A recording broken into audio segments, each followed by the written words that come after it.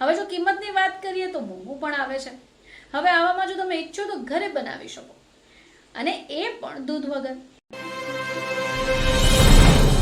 નમસ્કાર દર્શક મિત્રો, ખબર છે .com પરથી હું દ્રષ્ટિ આપ સૌનું સ્વાગત કરું છું। હવે આપણે સૌ જાણીએ જ છે કે જો આપણે પનીરની આઈટમ ખાવી હોય તો આપણે દૂધની તો જરૂર પડશે, અથવા તો ઘણા બધા લોકો બહારથી રેડીમેડ પનીરની ખરીદી કરે છે। હવે ઘરે કોઈ પ્રસંગ હોય, કોઈ સારો દિવસવાર હોય અથવા તો તહેવાર હોય, ઘરે જમવા માટે કોઈ મહેમાન આવવાના હોય, પનીરની અલગ અલગ વાનગીઓ બનાવીને ખાતા હોય છે। હવે ઘણા બધા લોકોને પનીર એટલું ભાવતું હોય છે કે અમુક ચોક્કસ દિવસે ફક્ત પનીર ખાવાનું જ પ્રિફર કરતા હોય છે।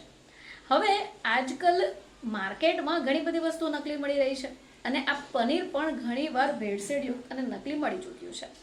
હવે જો કિંમતની વાત કરીએ તો મોંઘું પણ આવે છે। હવે આવામાં જો તમે ઈચ્છો તો ઘરે બનાવી શકો, અને એ પણ દૂધ વગર। હવે તમને એવું થશે કે આ કેવી રીતે શક્ય છે, ચાલો જાણીએ। તો મિત્રો, જો તમે ઈચ્છો તો તમે દૂધ વગર આવી રીતે પનીર બનાવી શકો। ફક્ત 15 રૂપિયામાં તૈયાર થઈ જશે અડધો કિલો પનીર। તમને નવાઈ લાગી?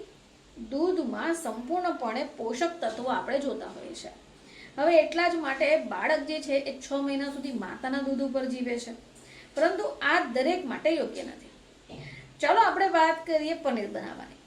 તો સૌથી પહેલા તમને જોઈશે 1 કપ સોયા ચંક્સ એટલે કે સોયાવડી, 1 લીંબુ અથવા તમે ઈચ્છો તો સરકો લઈ શકો, પાણી, ગાળવા માટે મલમલનું કપડું।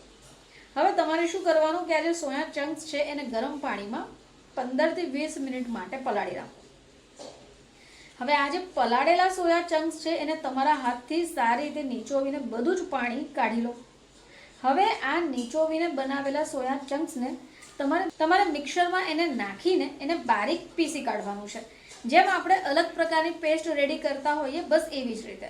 હવે ગેસની ફ્લેમ ઓન કરીને એક મોટું પેન લઈ આજે આપણે પેસ્ટ રેડી કરી છે એને અંદર એડ કરો, અને થોડું પાણી એડ કરવાનું છે। હવે તમારે ગેસની ફ્લેમ મધ્યમ રાખવાની છે અને લગભગ 4 થી 5 મિનિટ સુધી એને થવા દેવાનું છે। હવે થોડો લીંબુનો રસ અથવા તો સરકો ઉમેરી લો, અને એ પેસ્ટ દહીં જેવું થઈ જાય અથવા ઘટ્ટ બને એ તમારે રાહ જોવાની છે। હવે જે મિશ્રણ રેડી થઈ ગયું એને મલમલના કપડામાં કાઢી લો અને એને ચુસ્ત રીતે બાંધી લો। હવે આમ કરવાથી શું થશે કે જેટલું પણ અંદર પાણી રહેલું હશે એ નીકળી જશે। હવે આ મિશ્રણને તમે મલમલના કપડામાં નાખો અને ચુસ્ત બાંધવું પડશે, જેથી કરી અંદર હવા પણ નહીં જાય અને એક્સ્ટ્રા પાણી જે હોય એ બહાર નીકળી જાય। બસ, તમારું પનીર રેડી થઈ ગયું। જો તમે આ રીતે પનીર બનાવશો તો થોડાક જ સમયમાં અને એ પણ નજીવી કિંમતે પનીર બનાવીને રેડી કરશો। આનાથી બનાવેલી વાનગી પણ તમને અદ્ભુત સ્વાદ આપશે। ફરીથી તમારી સમક્ષ હાજર થઈશું, ત્યાં સુધી જોતા રહેજો ખબર છે .com।